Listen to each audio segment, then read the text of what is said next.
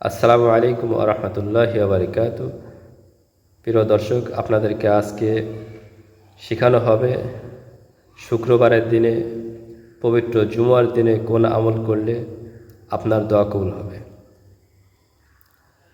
জুমার নামাজের পরে আপনি কয়েকবার দুরূদ শরীফ পাঠ করবেন, তারপর ইয়াসিন সূরা পাঠ করবেন, তারপরে ইয়াসিন সূরার পরে যে সূরাটা আছে সূরাতুল সফফাত, এটা পাঠ করবেন।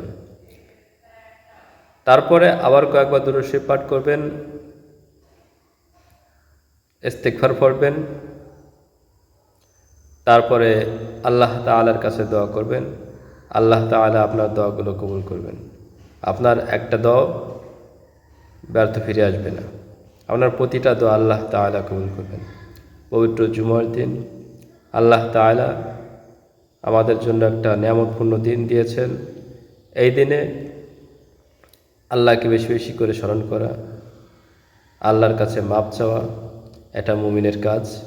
যারা আল্লাহ তাআলার কাছে মাপ চাইবে, আল্লাহ তাআলা তাদেরকে মাপ করবেন, কিন্তু মাপটা চাইতে হবে সেরকমভাবে যে আমি আজকে তোমার কাছে মাপ চাইতেছি।